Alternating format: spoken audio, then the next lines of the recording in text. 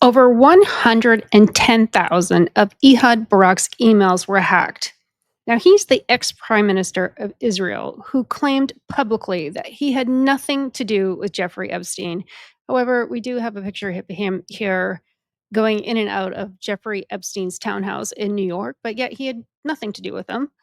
Now, Jeffrey Epstein wasn't just a disgraced money guy with dark secrets. He was building something way more dangerous, a global surveillance empire that connected American tech billionaires, Russian oligarchs, and Israeli intelligence veterans. Hey everyone, it's Delana. Today we're diving deep into the leaked emails that reveal Epstein's final, most chilling ambition. I've done other videos on Carbyne, Valor, Unit 8200 that tie Israel to US surveillance in APAC, and I will attach those in the show notes. But it does really explain a lot in why Israel seems to have America by the balls and why APAC has so much power. Ehud has been viciously denying being caught up with Epstein's drama, but these emails tell a completely different story. He had posted right when the whole Epstein files started to come out again, he had posted, I think it was on X, and I tried to find it, but I couldn't find it, but essentially saying, I had nothing to do with Epstein. What are you talking about? I have nothing to do with him. Yet all these emails are now coming to the surface. So where did it all begin? Where did his relationship with Epstein start? Well, it began probably back about 2015, and that was just 6 years after Epstein's first conviction for soliciting prostitution. Most people assumed he would retreat from public life, but newly leaked emails from former Israeli Prime Minister Ehud Barak's inbox tell a very different story. They weren't just emails, they were stolen by a hacking group called Handala. And this is their banner, I guess, online. And they quietly released this to journalists back in May 2025, so just a few months ago. But what they reveal is a big web of tech businesses and government surveillance. And I actually found this letter here from them. And I think they're writing it to Bibi Netanyahu, but essentially it says 110,000 secret emails of the former prime minister. This is Ehud Barak, your former prime minister. We have been present in your prime minister's office for decades. We have sat in your most secret meetings, listened, and made a conscious decision. A warning for Bibi. Last night, you heard the voice of resistance. You have seen the military and intelligence power of the resistance. If you make a stupid decision, your destruction is very easy. The answer will be devastating resistance. As we were in Ehud's office for many years, we're also present now, but we react to the time. Well, a lot of resistance there in that message. So, yeah, they're meaning business. So they're a big hacking group. So what really happened after, Epstein's conviction, he just didn't disappear. It's almost like he pivoted into something way more sensitive and industrial. And that became his surveillance technology work. And he decided, it seems like that his whole business was blackmailing people. And that's why I don't believe for one second that there is no files or there's an abundance of tech or surveillance from all his properties from New York to Epstein Island. Like, it's crazy. So, and then there's nothing there, but yet he now is the master of surveillance technology, and he wasn't working alone. So you have a disgraced financier, I say, AKA a Mossad agent, who teams up with a former Israeli prime minister to build a spy network. Jeffrey Epstein partnered with Ehud to invest in a company called Reporty Homeland Security, this one here, and a company that would later become Carbyne. Like I said, I did a whole video on Carbyne and how it intertwines in all of this. But here's where it gets very interesting. That leaked emails show Epstein wasn't just a passive investor. He was the connector, the puppet master, pulling strings across continents. In one email, he tells Barak he wants to be the nexus between private money and public surveillance.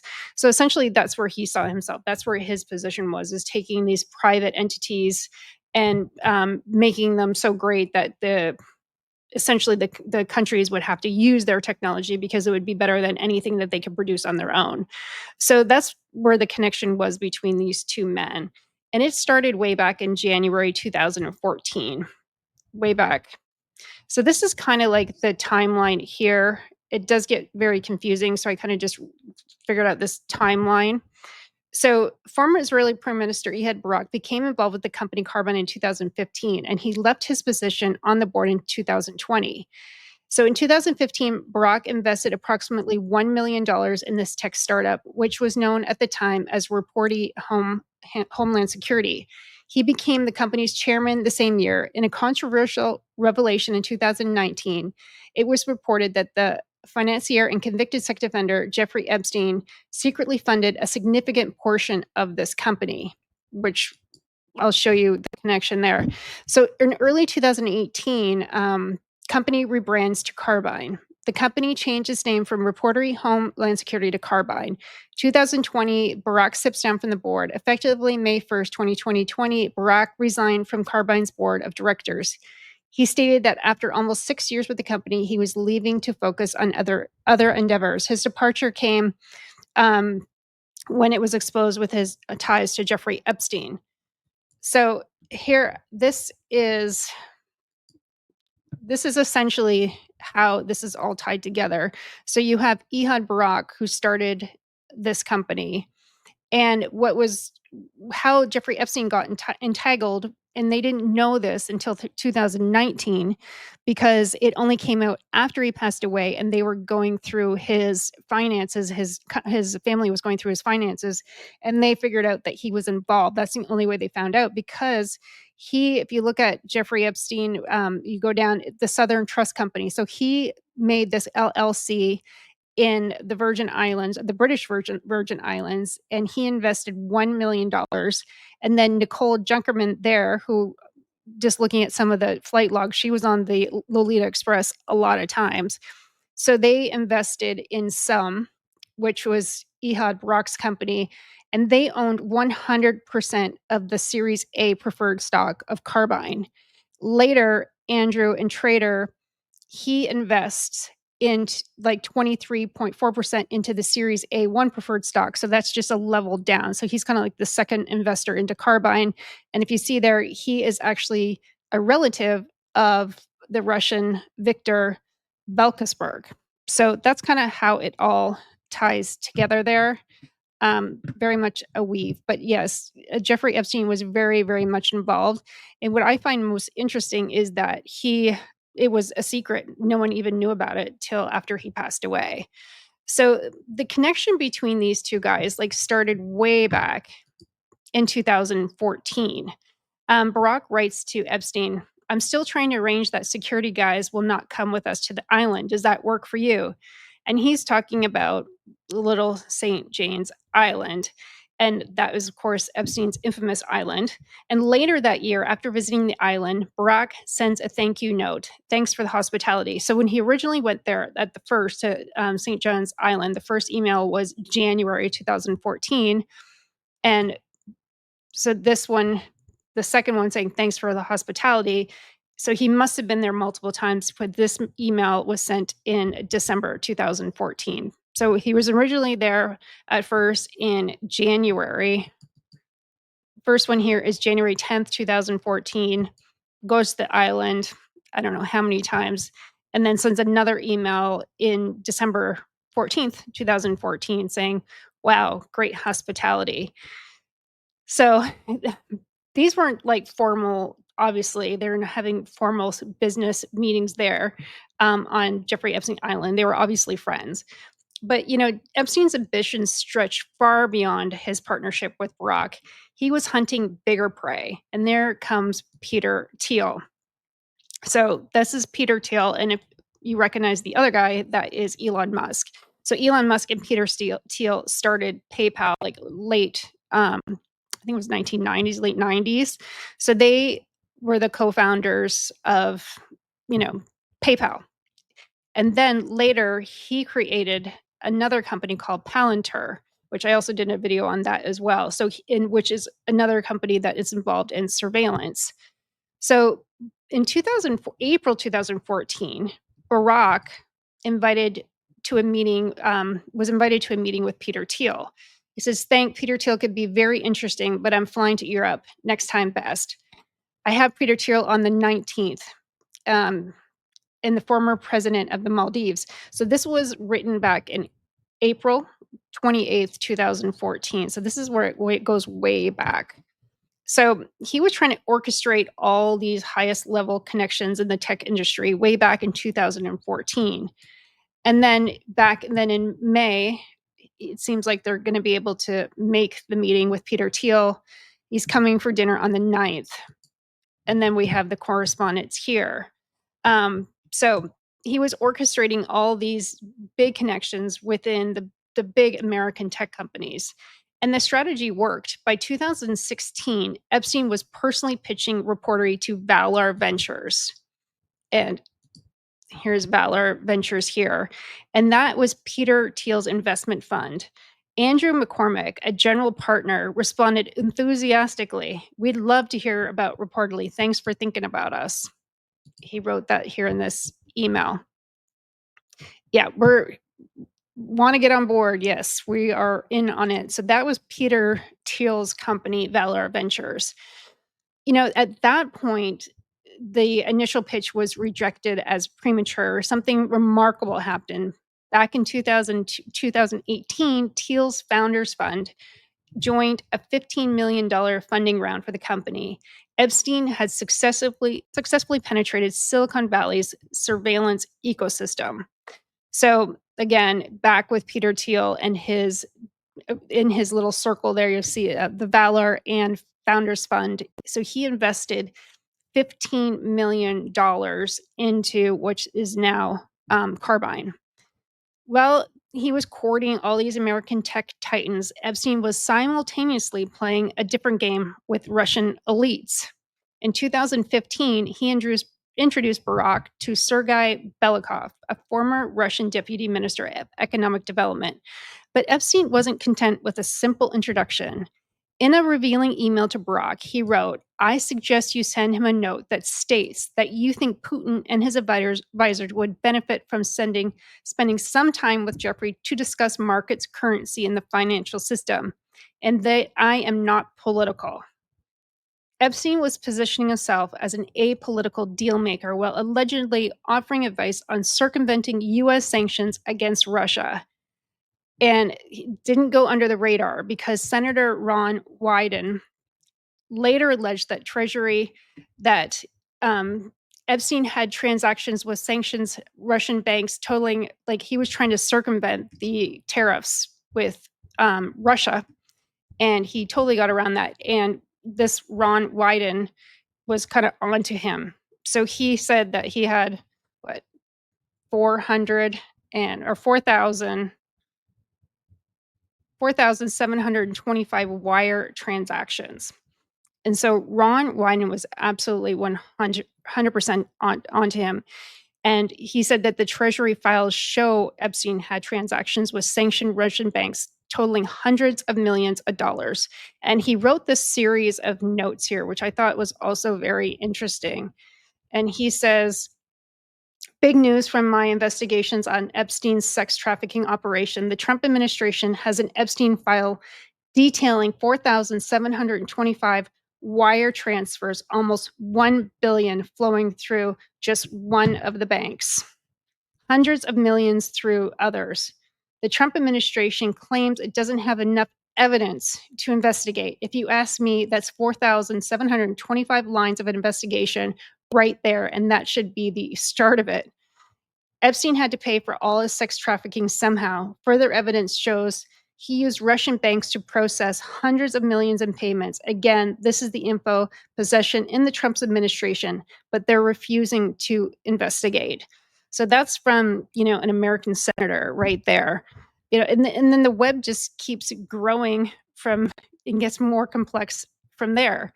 When Barak shared intelligence company pitch materials with Epstein, they presented to the Fifth Dimension. And this is a company that's backed by Putin ally Viktor Velkesberg. And if you go back, and I'm going to bring this back up here. So Viktor Velkesberg, again, so we go back here. He is attached to Andrew their relatives who invested in Carbyne. So they're all attached. They're all attached here. So the company promised to transform massive scale data from multiple feeds into actionable intelligence using artificial intelligence. It was the kind of surveillance capability that would be way heads above than any competition at that time. Throughout their correspondence, Epstein revealed an obsession with technology that went far beyond normal business interests. He regularly sent Barak articles about cyber warfare, emergency preparedness, Russian nanotechnology, and Unit 8200. So, Unit 8200, that's Israel's equivalent of the NSA. So, that's a very, very detailed intelligence operation. And it was backed by the top Israeli intelligence, are part of this Unit 8200. In one of his messages, he says, I enjoy strategy and strategic planning. He wrote this in 2015. And at the same time, I am amazed by the rate at which technology has moved into the private sector. Many corporations are looking for new military like perspective on management. Like, this wasn't just a regular casual interest. This was someone studying how military intelligence techniques could be weaponized in civilian contexts. Epstein saw surveillance technology as his pathway to power, and he was building the network to make it happen. And I find perhaps like the most disturbing is how carefully this network was designed to hide Epstein's involvement. Pinchas Bukris, co-founder of Reporty and former director of Unit 8200, told Israel newspaper Haaretz in 2019, Barak brought the money, and as far as I'm concerned, it's his. I don't know how Epstein and haven't I don't know him, I have never met him, but the leaked emails tell a different story. They show Barak scheduled virtual meetings with both Epstein and Bukris together and altered investment terms based on Barak's input. The entire structure was designed to conceal Epstein's role while maintaining his control. When Epstein was rearrested in July 2019, the carefully constructed facade crumbled. Barak quickly announced he was dissolving his partnership with Epstein, the surveillance empire they had begun to build together.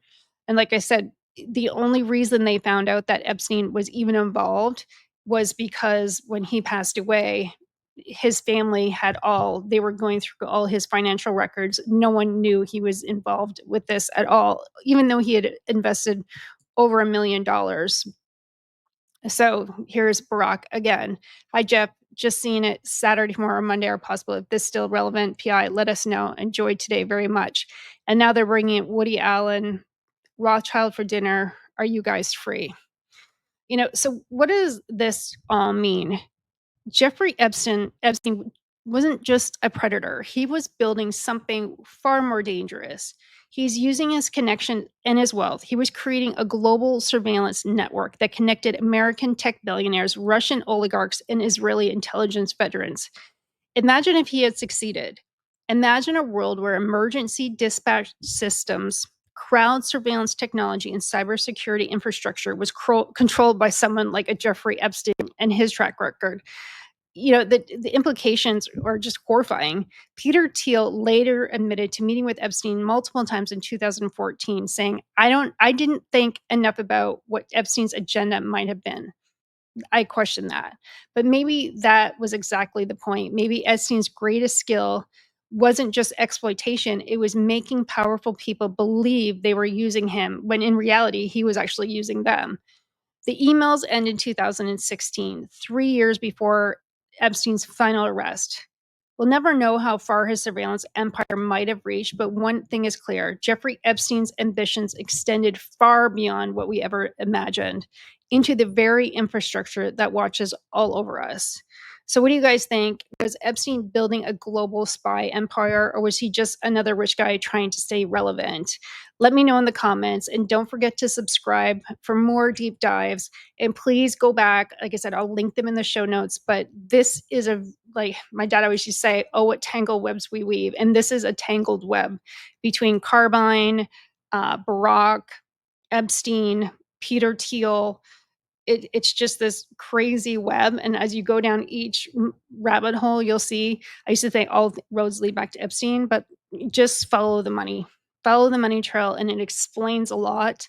And I also did another video on Apex, and it also really makes it clear why Apex has so much control over the US. So again, guys, please like, subscribe, share, and I'll talk to you guys soon.